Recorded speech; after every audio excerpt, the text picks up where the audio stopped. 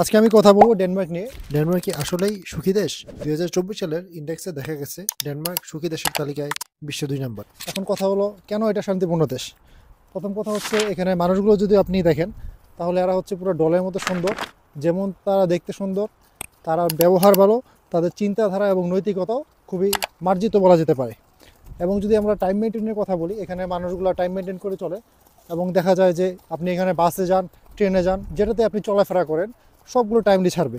আপনি ইউরোপের অন্যান্য কান্ট্রিতে গেলে সেগুলো নাও পেতে পারেন। এমনও দেশে আমি দেখছি যেখানে বাস আধা ঘন্টা লেটে আসে, কিন্তু ডেনমার্ক এক্ষেত্রে খুবই সচেতন। আর মাথায় রাখতে হবে ক্রাইম রেট এখানে খুবই কম। এখানে ক্রাইম রেট বলতে গেলে একদম নাই। আর যখন হচ্ছে কেউ রেপ হয় বা হচ্ছে কাউকে জখম করা হয়, পুলিশের পেজ থেকে সেটা নিয়ে তদন্ত করার জন্য ভালো মতো একটা পোস্ট দেওয়া হয় এবং তারা তৎপর হয়ে যায় আসামিদের ধরার জন্য। কিন্তু আপনাকে আরেকটা জিনিস মাথায় রাখতে হবে, ডেনমার্ক শুধু ড্যানিশদের বসবাস নয়, এখানে আছে অসংখ্য রিফিউজি এবং নন ড্যানিশ ইউরোপিয়ানস।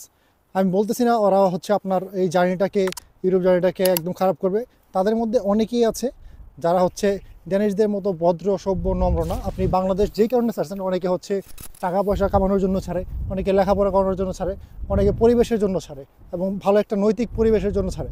এখানে আসার পর আপনি ড্যানিশদের মাধ্যমে সেই সব ফ্লেভার আপনি পাবেন। কিন্তু এই রিফিউজি এবং নন ড্যানিশ যারা ইউরোপিয়ান আছে, তাদের ব্যবহার বা অন্যান্য ইয়াতে আপনি বুঝতে পারবেন তারা হচ্ছে বাংলাদেশের যে খারাপ মানুষগুলো আছে বা বিভিন্ন খারাপ স্বভাব আছে, সেগুলো আপনি তাদের মধ্যে পেয়ে যাবেন। কথা হচ্ছে ডেনমার্ক আসলে কাদের জন্য শান্তিপূর্ণ? এখানে যারা বসবাস করে সবার জন্য শান্তিপূর্ণ, নাকি একটা স্পেসিফিক লোকের জন্য শান্তিপূর্ণ? মূল কথা হচ্ছে কানাডার মতো ডেনমার্কেও আপনার জন্ম থেকে মৃত্যু পর্যন্ত সকল দায়িত্ব হচ্ছে সরকারের। সেই সুবিধাটা কাদের জন্য? যারা এখানে জন্মগ্রহণ করে বা ড্যানিশ নাগরিক তাদের জন্য। এছাড়াও যারা এখানে রিফিউজি আছে তাদের জন্য সেম সুবিধা। যখন জন্মগ্রহণ করবে তখন চাইল্ড বেনিফিট, যখন হচ্ছে আপনি বড় হবেন, আপনি পড়ালেখা করবেন, সেখানে এডুকেশন আপনার ফ্রি, এবং কি প্রতি মাসে মাসেও একটা বড় অ্যামাউন্টের অর্থ দেওয়া হয় আপনার লিভিং কস্ট ম্যানেজ করার জন্য। সুতরাং আপনার টিউশন ফি দেওয়ার প্যারা নাই, উল্টা আপনি টাকা পাচ্ছেন আপনার পড়ালেখা প্রিপারেশন নেওয়ার জন্য। এবং হচ্ছে যারা ডেনমার্কের বাইরে ইউরোপ কান্ট্রি থেকে আসে সেনজেনভুক্ত, তারাও এখানে ফ্রি টিউশন ফিতে পড়তে পারে এবং মাসে মাসে অর্থ পেয়ে থাকে।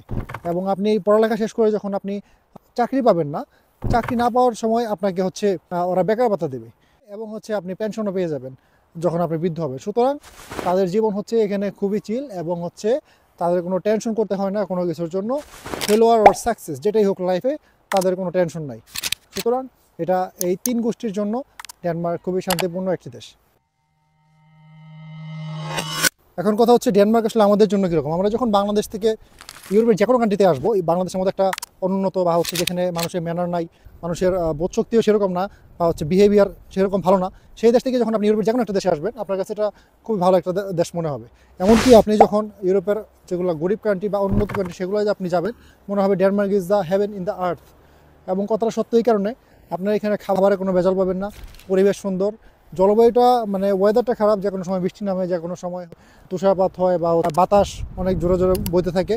কিন্তু যদি আপনি মানুষের নৈতিকতাগুলো দেখেন, কেউ হচ্ছে ট্রাফিক রুলস ভঙ্গ করে না, সেটা পথচারী হোক বা যে গাড়ি চালায় তার ক্ষেত্রেই হোক, সেক্ষেত্রে আপনার কাছে এটা খুবই ভালো মনে হবে।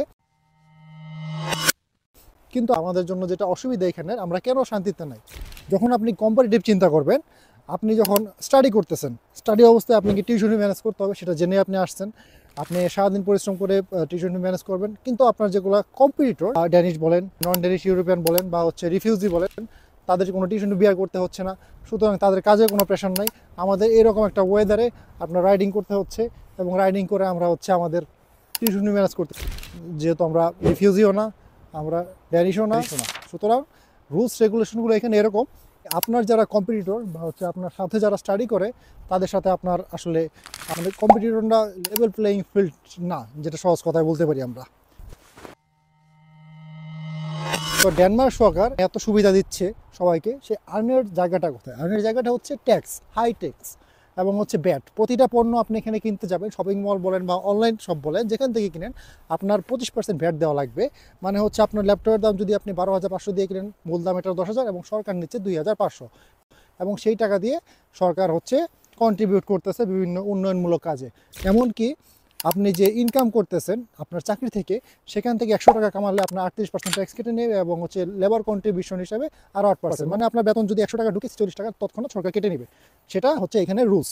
তো এই রুলসটা আপনি কামাচ্ছেন, যদি আপনি সুবিধা পেতেন যেগুলো বললাম, ছোটো থেকে বেড়ে ওঠা, যত সুযোগ সুবিধা আছে সরকারের, এমনকি টিউশন ফি প্রতি মাসে মাসে আপনাকে টাকা দিচ্ছে, যদি ব্যাপারটা এরকম হতো যে আপনিও পাচ্ছেন, তাহলে আমাদের যে কেটে নিচ্ছে ভ্যাটের ক্ষেত্রে বা ট্যাক্সের ক্ষেত্রে, সেটা আমার কাছে ফ্রুটফুল মনে হতো। কিন্তু আমরা সেগুলো পাচ্ছি না বা পাবো না। কেন পাবো না? কারণ হচ্ছে এখানে ইমিগ্রেশন লটা বর্তমানে খুবই হার্ড। সুতরাং ডেনমার্কে থেকে আপনি যে স্টাডি লাইফ বলেন বা আফটার স্টাডি লাইফ বলেন, বা আপনার যেগুলো ইনকাম বা এক্সপেন্স কম্পেয়ার করেন, সবগুলো কম্পেয়ার করলে এখানে থেকে যে ব্যাট দিচ্ছি বা ট্যাক্স দিচ্ছি, এটা হচ্ছে নিজের নাক কেটে অন্যের যাত্রা করার মতো।